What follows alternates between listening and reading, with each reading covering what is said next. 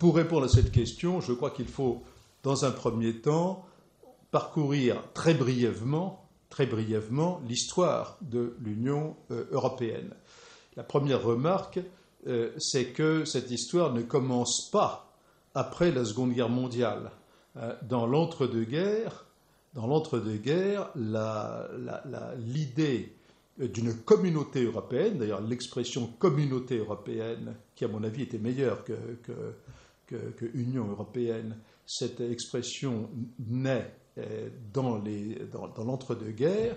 Par exemple, un homme comme Aristide Briand et bien d'autres ont développé beaucoup d'idées, d'écrits sur ces sujets-là. Et d'ailleurs, puisque nous parlions des think tanks, ce pas les think tanks d'origine, qu'on le veuille ou non, en effet, américains et anglo-saxons, c'est-à-dire Chatham House et le Council on Foreign Relations, sont très largement nés sur cette idée-là, c'est-à-dire après la Première Guerre mondiale, jamais plus, etc., etc. Et en particulier, jamais plus de guerre en Europe.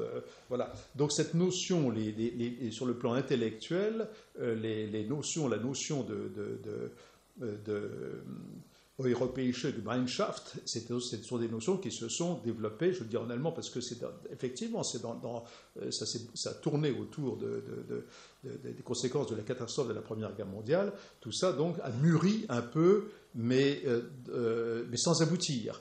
Et naturellement, tout cela était aussi parallèle avec la Société des Nations et avec la philosophie ou l'idéal wilsonien. Bien.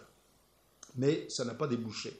Et ce qui a débouché, au contraire, c'est la catastrophe de la Seconde Guerre mondiale. Et la communauté européenne, telle que nous l'avons connue, a souffert d'un péché original qu'il faut bien avoir aussi en tête. En effet, ce péché, d'abord, c'est une réalité. La réalité, c'était celle de la guerre froide. C'était celle de la menace soviétique telle qu'elle était perçue à la fin des années 40, au début des années 50. Et il est en effet très vraisemblable que si, après la Seconde Guerre mondiale, il n'y avait pas eu la menace soviétique, on n'aurait jamais eu de communauté européenne. C'est très vraisemblable. Et ce qui s'est passé, il faut se le rappeler aussi, c'est que la communauté européenne a été créée, enfin ou plutôt les traités de Rome de 1956, a été après l'échec de la communauté européenne de défense. Et cette communauté européenne de défense, je vous le rappelle aussi, était un projet français qui a été rejeté par les Français, par l'Assemblée nationale française. Et d'ailleurs, c'est très intéressant parce que les Français, en la circonstance, se sont comportés comme les Américains se sont souvent comportés. Je pense typiquement, d'abord, je pense à la Société des Nations elle-même, bien entendu, mais je pense aussi aux traités SALT, les grands traités d'arms control des années 70, etc. Bon. Donc, on ne va pas aujourd'hui, en 2016, se reposer la question, qui est une question très intéressante pour les historiens, de savoir si quelque chose comme la communauté européenne de défense aurait pu marcher ou pas. Bon, chacun peut avoir son opinion sur la question, mais le fait est que ça a été rejeté, et face à ce rejet, la communauté ou les communautés européennes ont émergé comme une solution de réparation. C'est-à-dire que les gens qui se rendaient compte que quelque chose comme une construction européenne était indispensable pour éviter le retour des catastrophes se sont dit, bon, ben, il faut faire autre chose. Alors, que faire? Et c'est là qu'on trouve tous les Jean Monnet, Robert Schuman, etc. Mais le péché originel, évidemment, c'est que tout ce qui était d'ordre de la sécurité et de l'ordre politique a été rejeté au départ. Et toute la philosophie initiale, toute la philosophie de départ de la communauté européenne a été très modeste finalement, hein, mettre en commun des projets concrets, l'énergie, etc., et des questions essentiellement économiques, et surtout ne pas aborder les questions trop sensibles, trop politiques, qui pouvaient faire problème. Ce qui veut dire que toutes les questions sécuritaires, elles, étaient du domaine de l'OTAN, c'est-à-dire après le traité de l'Atlantique Nord de 1949. Voilà. Et je vous rappelle aussi, toujours très brièvement, qu'en 1958, par conséquent 2 ans après le traité de Rome, arrive le général de Gaulle. Et à ce moment-là, tout le monde se demande est-ce que de Gaulle va accepter la mise en œuvre du traité de Rome ou pas. Et finalement, de Gaulle a choisi de mettre en œuvre le traité de Rome, donc de respecter les traités tels qu'ils avaient été signés, mais en même temps en marquant très nettement que la coopération politique entre pays membres devait se développer, mais sous la forme d'une relation classique interétatique. C'est-à-dire qu'à partir de ce moment-là, la communauté européenne s'est développée selon sa propre logique, avec l'idée fondamentale sous-jacente qui était qu'en travaillant ensemble, on devait changer, faire évoluer la perception des intérêts communs. Et les grandes questions politiques, elles étaient traitées sur un mode très classique, donc interétatique. C'était vraiment ça. Mais n'oublions jamais que De Gaulle arrive 2 ans après les traités de Rome, qui ne sont pas encore mis en œuvre réellement, qui commencent à peine à être mis en œuvre. Voilà. Alors, à partir de là, je fais un raccourci historique très fulgurant. Mais à partir de ce moment-là, on a eu constamment un dilemme, et moi dans mon jeune temps, n'est-ce pas, c'était comme ça que l'on présentait les choses, entre le dilemme qu'on présentait toujours, élargissement, approfondissement. Élargissement, approfondissement. On a commencé à 6, il n'y a pas besoin de rappeler qui étaient les 6, mais l'idée que partageaient tous les gens un peu sages, c'était qu'on ne pouvait pas faire les deux en même temps. Élargir, c'est-à-dire faire entrer de nouveaux pays, ne pouvait être fait que si on avait d'abord approfondi l'existant.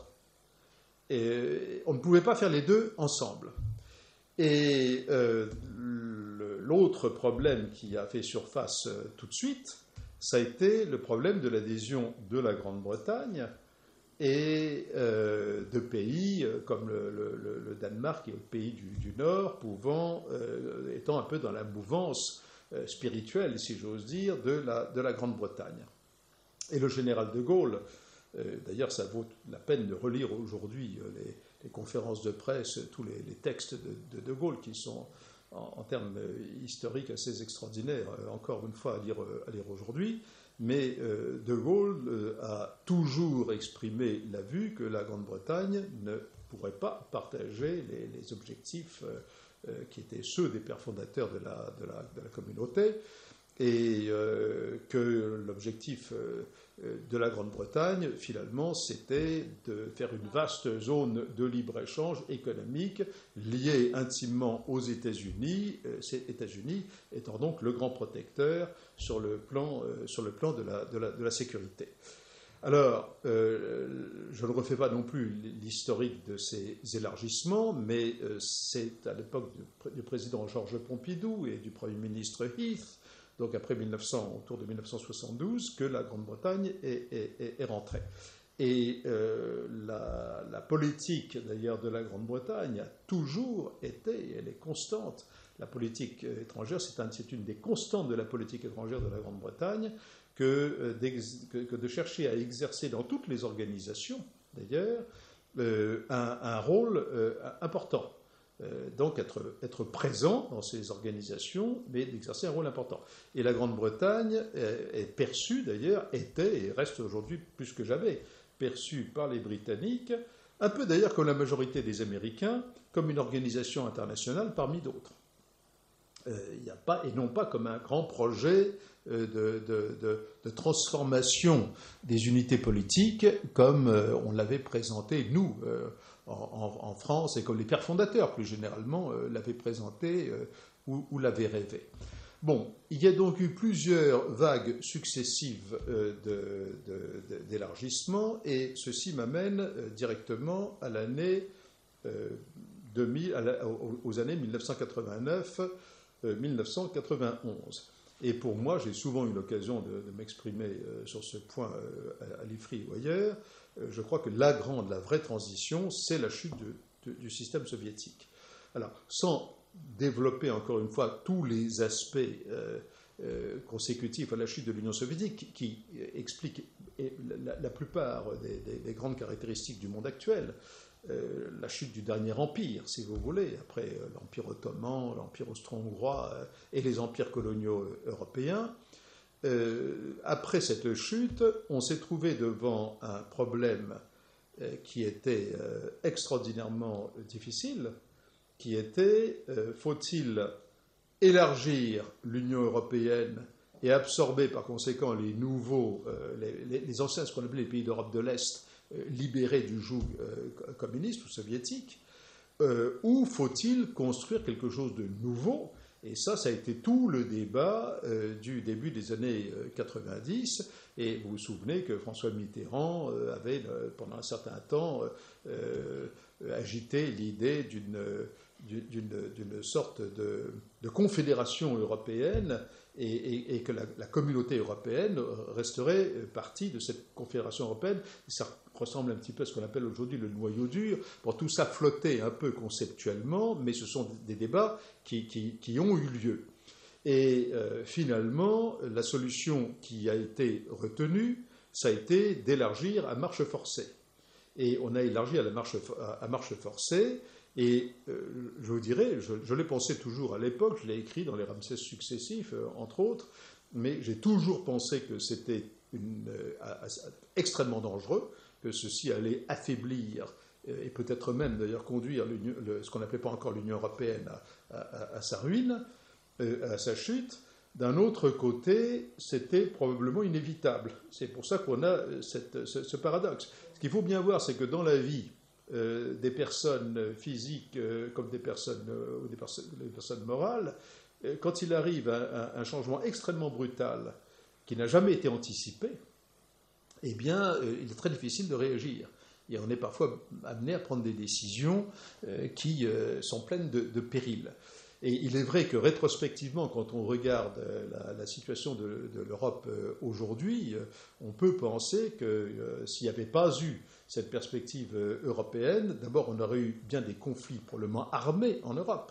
Alors on a eu la Bosnie, etc., qu'on aurait probablement pu éviter. Je n'ai pas le temps de rentrer d'ailleurs dans ces détails. Mais ça a résulté en fait d'un désaccord fondamental entre la France et l'Allemagne sur la reconnaissance de la Croatie et de la Slovénie, alors que pour une fois les Français et les Anglais étaient du même côté. C'est-à-dire que la position franco-britannique, c'était oui, la Slovénie et la Croatie doivent devenir indépendantes, mais cette indépendance ne doit arriver qu'après qu'on se soit mis d'accord sur un schéma d'ensemble. Pour des raisons qui restent encore assez mystérieuses pour moi, les Allemands, Genscher, qui vient de mourir d'ailleurs, a voulu précipiter cette reconnaissance et ça a eu tout un ensemble de conséquences.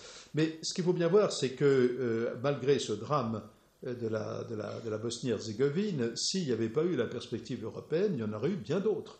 Et je prends un seul exemple, il y aurait vraisemblablement eu une guerre, par exemple, entre la Roumanie et la Hongrie sur la Transylvanie, puisque la Transylvanie a été rattachée, après le traité de Trianon, à la Roumanie, après la Première Guerre mondiale, et les Hongrois ne nous l'ont jamais pardonné. Moi, je peux vous dire, mon premier voyage en Hongrie, que j'ai fait quand j'étais encore directeur du centre d'analyse et de prévision du Quai d'Orsay, j'arrive, donc on est vers la fin des années 70, j'arrive à Budapest où je n'étais jamais allé, je suis accueilli par une brochette d'apparatchiks et ils me disent, au pied de l'avion, « Pourquoi avez-vous signé le traité de Trianon ?»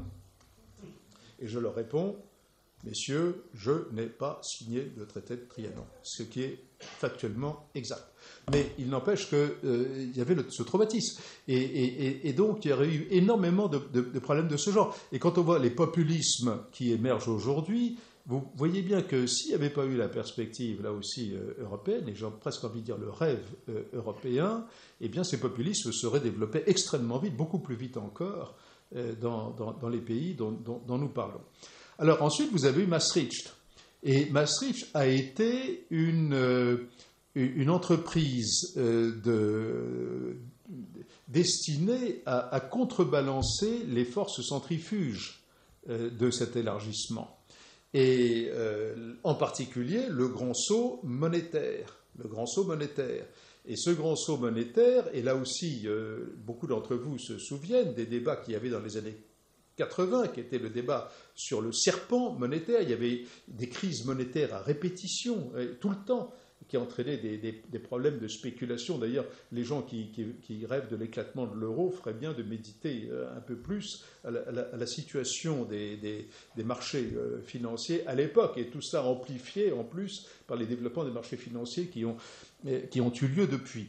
Mais le traité de Maastricht a décidé de faire un grand saut, SAUT, et ce grand saut, c'est de créer une monnaie unique. Et pour ma part, je n'ai aucun doute que les concepteurs, les architectes de l'euro ont pensé aussi à la décision allemande de réunification des deux marques au début des années 90, où Kohl a d'ailleurs très justement pris la décision de faire un taux de change de 1 pour 1, ce qui économiquement était absurde, mais politiquement était inévitable. Et en l'occurrence, s'agissant de réunifier un pays qui est un pays, une décision de ce genre a des coûts de transition, mais c'était la bonne décision à prendre, puisque aujourd'hui, par exemple, les conséquences de ce choc sont pratiquement absorbées, bien entendu. Alors, en ce qui concerne l'euro, c'est très différent parce qu'il ne s'agissait pas de faire un seul, de mettre une monnaie unique dans un pays unique. La problématique est très différente. Alors là, malheureusement, je ne veux pas non plus reprendre tout le débat sur les conditions d'une zone monétaire optimale, etc. Toutes choses qui ont été largement débattues à l'époque, d'ailleurs, entre les spécialistes ou les gens qui étaient un peu familiers de l'économie monétaire. Mais ce qu'on peut observer politiquement, c'est qu'il s'est produit exactement sur l'eurozone, ce que nous appelons aujourd'hui l'eurozone, le même phénomène que pour la communauté économique devenue Union européenne, c'est-à-dire qu'on a élargi beaucoup trop vite et d'une manière irresponsable. Et la Grèce n'aurait jamais dû rentrer. Mais Jean-Claude Trichet, que beaucoup d'entre vous connaissent bien, m'a raconté un jour, je n'ai jamais lu par ailleurs, mais enfin, ce n'est pas un secret d'État, mais les gouvernements européens ont été à deux doigts de faire entrer la Bulgarie un soir après un dîner bien arrosé, parce que la politique c'est comme ça. Hein. Et il s'en est fallu d'un rien que la Bulgarie ne rentre dans l'eurozone. Et donc, on a élargi cette eurozone, et comme il se trouve que l'ensemble du processus, en particulier après l'an 2000, les premières années du XXIe siècle, que tout ça s'est passé très gentiment et très bien, il y a eu un peu d'euphorie, et on n'a plus été très regardant. Il faut rappeler aussi que les fameux critères de Maastricht, qui sont des critères de bon sens en réalité, que ces critères de Maastricht n'ont pas été respectés, pour commencer, par les Français et par les Allemands. Les Allemands ne l'ont pas respecté parce qu'ils avaient les coûts de l'élargissement, enfin de l'intégration de l'Allemagne de l'Est, et les Français parce que, bien entendu, ils ne respectent jamais les règles. Et c'était d'ailleurs Chirac qui a été le premier à violer les règles de Maastricht. La différence, c'est que Schröder a corrigé le tir, alors que la France ne l'a jamais corrigé. Et ensuite, donc, on s'est retrouvé avec le choc de 2007-2008, qui a commencé par la crise des subprimes, qui s'est propagée ensuite à l'Union européenne, et qui conduit à la situation que nous connaissons, avec des soubresauts, des avatars. D'ailleurs, c'est assez passionnant, même sur le plan de la compréhension de l'économie monétaire, de regarder comment, à certains moments, on a l'impression que tout va exploser, à d'autres, ça se calme, tout simplement parce que les moments des crises, la définition, la détermination des moments de crise ne sont pas de même nature que les causes fondamentales. C'est tout le problème des bulles en tout genre. Et donc, nous nous trouvons aujourd'hui avec le double handicap d'avoir élargi trop vite, sans y regarder d'assez près. Moi, je pense par exemple que de faire... J'adore un pays, j'ai beaucoup de tendresse pour la Roumanie, par exemple, mais je pense que de faire entrer des pays comme la Roumanie, la Bulgarie, etc., dans ce calendrier-là, c'était beaucoup trop rapide. Il aurait probablement fallu ménager des périodes de transition beaucoup plus longues et avoir également un regard beaucoup plus serré sur ce qui s'y passait. Mais on peut dire exactement la même chose, presque en plus grave, concernant de la zone euro. Je crois que ce n'est pas tellement l'euro en tant que tel qui est le problème, c'est les conditions dans lesquelles il a été mis en œuvre, c'est le laxisme dans l'application, et c'est naturellement une insuffisante compréhension de la nécessité de faire cheminer parallèlement à la monnaie unique des procédures de coordination renforcée concernant les politiques économiques. C'est cela qui a été insuffisamment fait. Alors, je dis tout de suite d'ailleurs qu'en ce qui me concerne, je ne rentre absolument pas dans la problématique des États-Unis, d'Europe, de la fédération, etc., parce que je crois que ce dont il s'agit, c'est un nouveau type d'unité politique et que toute référence à des constructions politiques de type connu ne peut que susciter d'inutiles passions. Quand les passions sont inutiles, eh bien, mettons-les de côté. Il y a déjà suffisamment de passions comme ça dans ce bas monde. Alors, j'ai parlé de l'élargissement, j'ai parlé de l'euro, mais on peut dire exactement la même chose de Schengen. Schengen résulte aussi de bonnes intentions au départ, c'est-à-dire que c'était une idée en effet très naturelle que de dire, bon, la libre circulation, tout ce qui va avec la libre circulation, donc les années de l'or, etc., libre circulation, économie, marché unique, etc., et tout ça entraîne logiquement des frontières communes. Le problème, c'est que pour faire des frontières communes et pour abolir donc les frontières internes, eh bien, là encore, c'est une construction extraordinairement ambitieuse parce que les pays européens sont extrêmement divers, avec des cultures extrêmement diverses et des pratiques politiques, des pratiques administratives, en particulier les nouveaux pays membres, parce que vous comprenez que dans tous les fonctionnaires des pays d'Europe de l'Est, les juges, etc., on ne les a pas passés par les armes, hein, on ne les a pas éliminés physiquement parce qu'ils avaient travaillé antérieurement avec des régimes communistes et qui se comportaient plus ou moins comme de bons communistes. S'ils n'avaient pas été de bons communistes, d'ailleurs, ils n'auraient pas eu les postes qu'ils avaient. Bon, donc l'idée de mettre en place des frontières extérieures est une idée qui pouvait avoir du sens, mais là encore, n'est-ce pas, il aurait fallu soigner la construction de beaucoup plus près. Alors, bien sûr, les frontières internes n'ont pas été vraiment complètement abolies, il y avait les droits de suite, etc., mais la construction était quand même tellement fragile que là encore, il a fallu d'un choc. Alors, pour la monnaie, ça a été 2007, puis 2010 et la suite.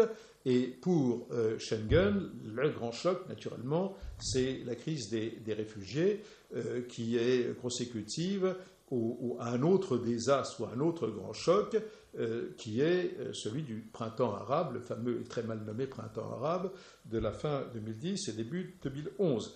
Alors là aussi, je ne vais pas reprendre la genèse du printemps arabe et en particulier développer un point qui m'est cher, c'est que tout ça remonte quand même à la chute du dernier empire.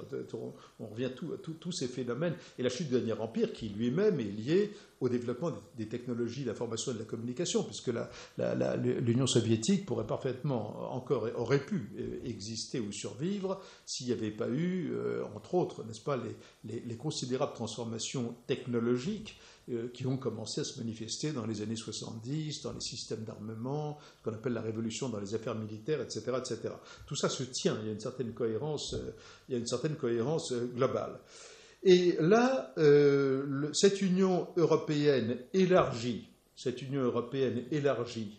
un peu précipitamment et d'une manière mal pensée dans les conséquences à moyen terme, l'union monétaire, finalement, insuffisamment construite sur des bases insuffisamment solides et qui, par conséquent, se trouve vulnérable dès que la première tempête se manifeste. Plus les frontières non pensées, non construites, là encore, et alors que l'insuffisante coopération politique entre les pays membres font que le désordre, pour ne pas dire le chaos, s'est installé à toutes les frontières de l'Europe, puisque si vous regardez l'Europe, on a le chaos partout. Or, il y a un principe que moi j'attribue à Confucius, mais que vous pouvez probablement... vous savez, c'est comme la formule de Mao, hein, un homme sans adversaire est comme un chien sans puce. Bon, moi j'adore ça. Si Mao ne l'a pas dit, ça aurait pu être quelqu'un d'autre. Bon.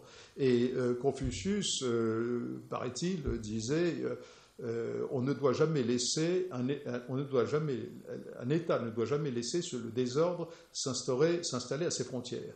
Un État ne doit jamais laisser le désordre s'installer à ses frontières. Bon, on peut dire que nous, en ce qui concerne l'Europe, hein, on a bien joué. Hein. C'est le chaos partout. C'est le chaos dans le sud et c'est le chaos ou relatif chaos à l'est et je pense naturellement à l'Ukraine, etc. Bon.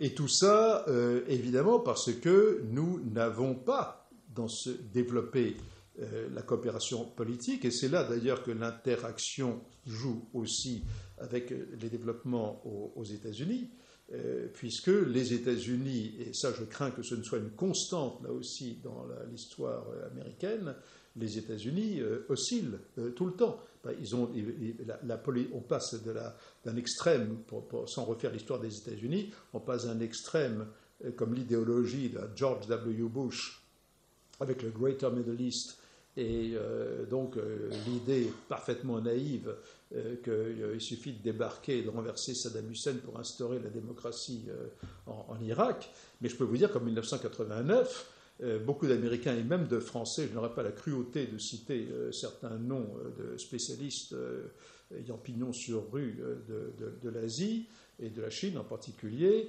souvent d'anciens maoïstes d'ailleurs, qui expliquaient qu'en 1989, l'idéologie américaine allait s'installer avec la démocratie occidentale, etc. etc. Bon.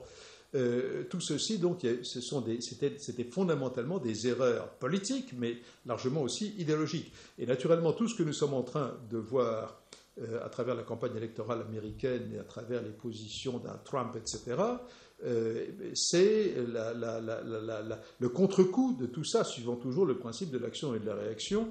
C'est-à-dire qu'aujourd'hui, tous les sondages montrent que Trump ou pas Trump, que les Américains ne veulent pas intervenir à l'extérieur. Ils en feront le minimum. Ils en feront probablement un peu moins, enfin, ils seront un peu moins non-interventionnistes avec Hillary qu'avec Trump, mais les Américains, et on sait bien qu'ils peuvent changer 2 ou 3 ans après, c'est possible, mais fondamentalement, les Américains aujourd'hui ne veulent pas se mêler des affaires européennes, ils feront le moins possible. Et donc on se trouve aujourd'hui dans une situation de cette fragilisation générale de l'Europe. J'ai mentionné 3 fragilités. Naturellement, la 4e, on sera plus ou moins fixé le 23 juin, c'est le Brexit. Et dans le cas du Brexit, évidemment, on peut dire, suivant cette très belle formule de Jean-Louis Bourlange, que ça ne changera rien parce qu'avant, les Anglais avaient un pied dehors et un pied dedans et qu'après, ce sera l'inverse. Mais là où ça changera beaucoup, s'ils votent la sortie, c'est qu'il y aura un coup de transition énorme. C'est-à-dire comment les institutions s'adapteront-elles. C'est-à-dire que pendant plusieurs mois, ou peut-être même années, l'essentiel des forces diplomatiques vives sera concentré sur les modalités de cette sortie. Il y aura énormément de choses à renégocier puisque le cas n'a pas été réellement prévu dans les traités. Donc nous avons cette fragilité supplémentaire qui renvoie d'ailleurs à la question de savoir s'il fallait que les Britanniques entrent. Mais cette question est une question historique, elle n'est plus une question réelle dans l'état actuel des choses.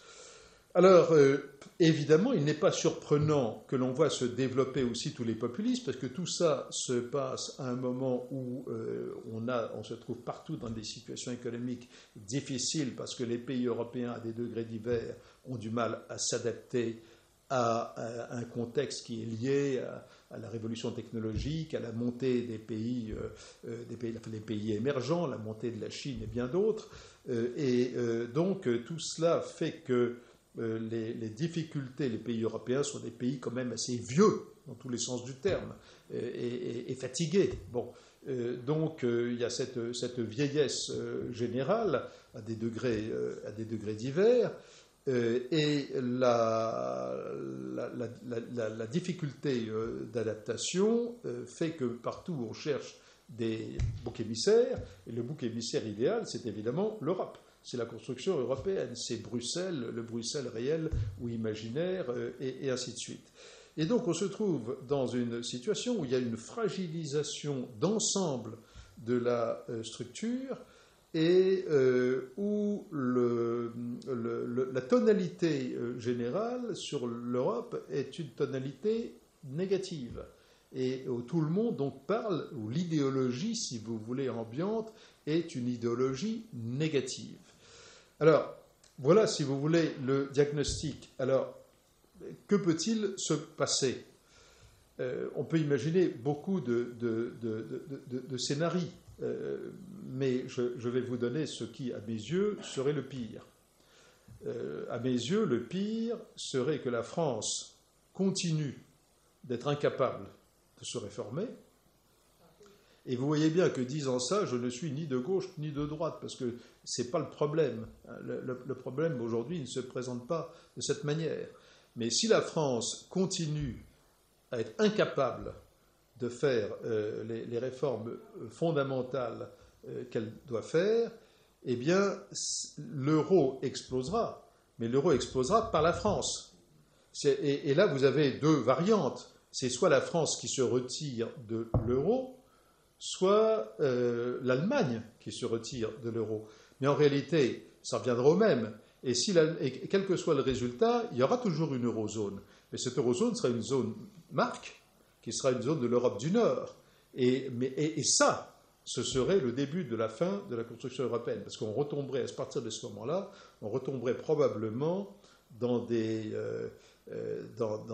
disputes et peut-être même des haines, d'ailleurs, qui pourraient ressurgir et qui, sur une période de temps prolongée, pourraient avoir des conséquences qu'il faut oser imaginer. J'allais dire que je n'ose imaginer, mais je dis cependant qu'il faut oser imaginer, parce que ce n'est qu'en les imaginant qu'on peut avoir une chance de les prévenir. Et moi, ce que je constate aujourd'hui, c'est que mes amis allemands, les Allemands que je peux voir, sont effrayés à cette perspective. C'est d'ailleurs typiquement la position d'un Wolfgang Schäuble, etc. Ils sont effrayés à cette perspective parce que justement, c'est ce qu'ils veulent à tout prix. Ils se rendent compte de ça, ils veulent à tout prix l'éviter.